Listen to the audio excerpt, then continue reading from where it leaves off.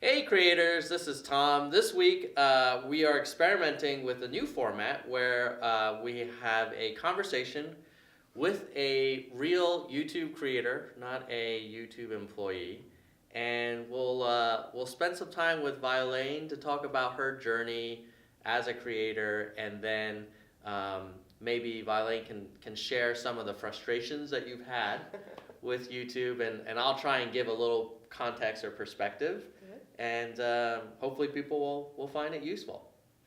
So maybe we could start with, you have a food channel, right? That's it.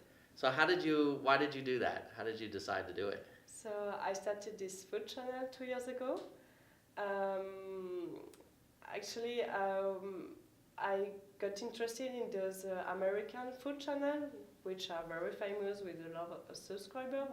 We watched several of these videos. Me and my family, and we found it great, well filmed, well edited, nicely edited. And then we compared to the French food channels that exist. There are a lot less, but still, and most of them were not so good. Picture were blurred, sound was not good, not so good prepared, I guess. Yeah. And so I decided to start something myself. I started slowly, I would say, because filming and editing is really time consuming. And now, after 2 years, I published 50 videos. I have 1,000 subscribers. As a former financial reporter, I'm very familiar with the charts and statistics and so on. And so that's the reason why I love YouTube, because you have access to so many analytics data. That's so fun to go through them. Yes, there's probably more charts and data than most people know what to do with. So in your case, that's a playground for you. You know, you said you had 1,000 subscribers. Congratulations! Like I know that's not easy. Yeah, I'm proud. It's not a lot, but I'm proud still. Yeah, hey, it's not easy. Yeah, I was curious. I think it was maybe Casey Neistat at one point said it's harder to get like 100 subscribers than 1,000. It's harder to get to 1,000 than 10,000. Did you notice that too? Was it hard to kind of get it going? Yeah, I think so, because I see the numbers accelerating on my on these analytics.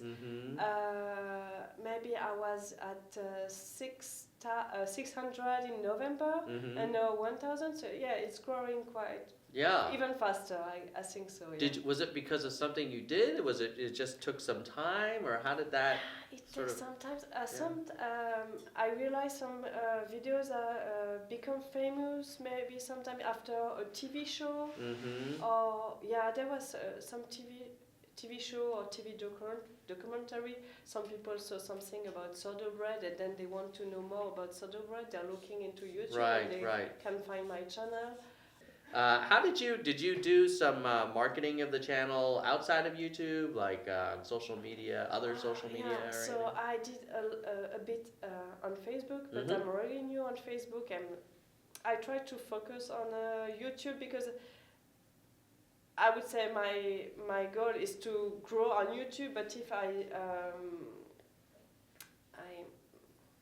I spread my efforts between too much social media, I'm not sure it will work, because each social media is very time consuming too. Yeah. So on YouTube I have already a lot of work to do, so I keep focused that. Like how many hours a week are you spending on this stuff? I think it's a lot to make. Maybe for a 2-minute video. Yeah. I would spend on the whole one day, but I spread it through the week.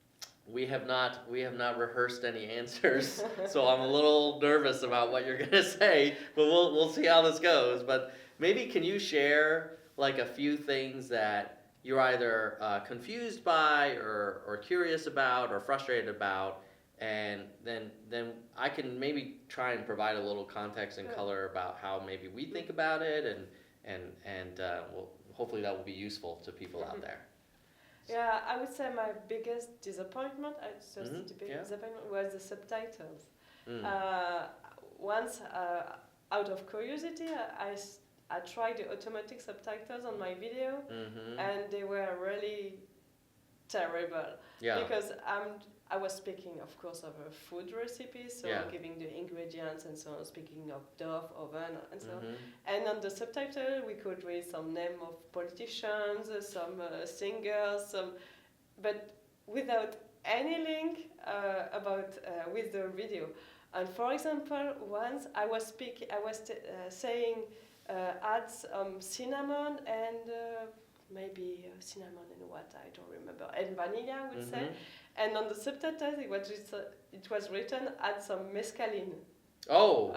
So it was really weird. Yeah. And so to be clear, your videos are all shot in French. Indeed. And so you were using the automatic captioning from French spoken word to then French subtitles. Yes, that's it. And sounds like it wasn't even close. No. Yeah. Sometimes YouTube is lucky, it's working, but maybe one sentence out of 20. Yeah. I think with the automatic transcription, with English, it's actually like sometimes I'm surprised how good it is. It's really, it's improved dramatically, I think, in the last couple of years. Mm-hmm. And I think that maybe the French is sort of where English was a couple of years ago. Yeah, probably. But the good news is, like, I think we're making big improvements across all languages, but to be honest, the English is currently probably the highest quality that we have right now. And hopefully we can sort of do the same thing with French that we've done in English. So what did you do about that? Do you... So I rewrite the subtitles in French, and then we can, on YouTube, you can use the automatic translation. Right. So from what I've written in French, I can translate automatically in English, and it's quite fine. You have to correct some stuff, but it's really fast done. Yeah. And so now do you put French transcriptions for all your videos? The new videos, I try to do that, but I have some old ones. Yeah, old ones I haven't done already. Yeah. And why do you provide the subtitles? So some friends of mine told me, I like to watch your videos while I'm commuting in the train, but I have no earphones. So I'd like to use I had to have the subtitles. So that's the reason why I started to work on that. Yeah. And I noticed too, maybe in my in the people watching my videos, some are, I would say, older, senior people, and I guess maybe they don't hear so much. Maybe I don't speak so clearly. So I should try to do that and even for deaf people. I think it's very important for them to. Yeah. So, and I think it's a good idea too. Yeah, I guess the other benefit now that for the new videos that have your really accurate French subtitles, and now you can have people who don't speak French benefit from your videos because it's provided you translate into English as well, and then probably the automatic translations from your good French subtitles to like Spanish or others will be actually usable. Oh yeah. It sounds like where we missed was going from spoken word to French was so tough that then translating that further would not make much sense. Okay, so that's a really great perspective because maybe in some ways as an American company, it's easy to kind of focus on the English stuff, but I think you raised a great point. Most of people speak English, so But the good news is we are making a lot of improvements across the world for all languages. Hopefully you'll see those improvements. In the meantime, maybe the manual transcription will do it. Give me another one. What else has been kind of difficult or tough for you? Nothing really important, but some details. For example, when you're on the Creator Studio, you go to your channel to have some information about your channel, and you have this item status and features, and you arrive on a page and you see some red points, like red light, and you say, am I doing something wrong? And then you realize they are smiley and they say, okay, everything is all right with copyright, with sounds and so on. But at the beginning, it's always a shock seeing these red lights. Is it's a bit, that one is a bit confusing. Yeah, it's red, but it's smiling. Yeah. Yes, that's interesting. You have some green areas above, but it's not so Yeah, clear. that's right. There's some green. So I thought maybe they horizontals. tried to put some green to compensate this red. I don't know. Yeah. I don't know how it is if you're really wrong. What's the color if you're wrong? Because I mean, I'm okay apparently. I'm compatible and complying, but. You're not the first person to share that feedback, and we definitely hear it. So like the theme I think that we've heard often is, you know, all this kind of intellectual property notifications, or like which features are activated or not. A lot of people feel like they just don't have a clear understanding of like what's going on, and am I in trouble? Or is something bad happening? And so one of the things that we're definitely spending a lot of time on is challenging ourselves to say, you know, if you're a creator and you don't work at YouTube, you don't spend all day thinking about all of these different things, you might have like a minute to scan this page, because like you're saying, you're spending hours shooting and editing. We really want to make it so that, you know, at a glance, you can get the information you need. And know very quickly, like, okay, is this like something it's a good to know but doesn't require my immediate attention, or is this something like, oh, I need to do something very soon, or something, you know, something requires an urgent sort of action from you. So I hear you that that's not where we are today. We're actually actively working on improved designs to kind of address that. So hopefully in the future, you will be in a place where you can instantly know what's going on and know what you need to do. But we're not there yet for sure. Well, what's the third thing that's been frustrating, or things you're curious about, or you wish you knew more about? Yeah, maybe I would like to have some more benchmark about where I am compared to other channels. I mean, in the same range, given the lifetime of the channel, or maybe the theme, maybe the country. For example, I really like the audience retention tool, and you have this relative audience retention tool, and it's good to know, at the beginning my video is not working, it's working better as the other, and then it's falling, but I like the benchmark idea. I don't know if it's possible to work on it, but even, you know, if I got this 1,000 subscribers, and I'm wondering, is it really good? How many are above me, below, and maybe. Well, so totally agree.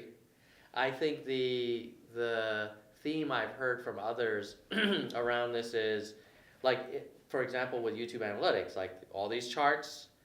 Generally, if I see green things, like that means it's good. But there are some reports where it'll say, "Oh, your audience retention is 74%," and then the creator may not know, like, should it be 90? Or is 74 like amazing? It is pretty amazing. It is. You know that now. Yeah. 50, and I guess I'm alright. Yeah. But I think we could do a lot better job helping you know sort of how anything is doing relative to similar channels, or even for a video relative to your other videos. Like, we don't make it as easy as we could to compare, to be like, whoa, you know, this video that you just uploaded got, you know, a few hundred views in the first, you know, day. On average, your other videos, you know, only got you know, half that in their first day. So this one's doing really well, or that kind of thing. So good news is we've heard that many times, and we've done a lot of work behind the scenes to enable that. So now the next step is to include that more in the user interface, so that you can set it up. And you know, one thing I'd be curious about is. And other folks, hopefully they'll comment below and give us their feedback, is what's more interesting to you, the benchmarking against your other videos within your channel, or is it more interesting the benchmark against other channels' performance? I would say the benchmark against other channels, because I would say I can benchmark my video to each other with the analytics. You can compare some of them, and I know the data of my previous videos, so I really very quickly notice, oh, this one is working quite well compared to the others. But I have no data about, of course, I don't want the data about the my competitors, I would say. But yeah, on the whole, I'd like to have a benchmark against the other channels. That would be nice. That would be something really new compared to what we have in analytics right now. And how would you pick who to benchmark against? Yeah, I don't know. That's what you said. Maybe to see how are working the compared with two other channels with the same lifetime. I mean, maybe with those launched 2 years ago. Maybe I don't know if it's clever or not, or maybe the area. So food channels, how they are doing. Maybe from the country too. How am I compared to other French channels? Yeah. Would you ever be curious about channels that are like considered the most successful in your category, or would you rather focus on the ones that are most similar to you? Yeah, maybe the most similar I can compare with the most successful. Yeah. Maybe someday that'll be the same. You'll be comparing it. The similar ones will be the best in class. Guys, if you have any other feedback or thoughts on these concerns, feel free to leave them in the comments. We don't get a ton of comments, so we've been able to reply to everyone, and it makes my day to see them, and we certainly love to get the input, and whatever you share, like, it will impact how we think about things and hopefully help us make a better YouTube. So Violaine, thank you so much for taking the time, and everybody else, keep it real. Hope that was a useful video for you. Because Violaine shared so much insight from her experience, this is an end screen, and a video somewhere in that direction should be something about soda bread. Was it the soda bread? Is that the best one, or is it the roll? Yeah, soda bread is good. Yeah, the soda bread? Okay. And then if you guys want to stay tuned for future things, don't forget to subscribe over here in this general direction. Or maybe it's up here. I don't know. Well, the editor, he's the one that puts all these things. So keep it real, guys, and make some soda bread. Thank you.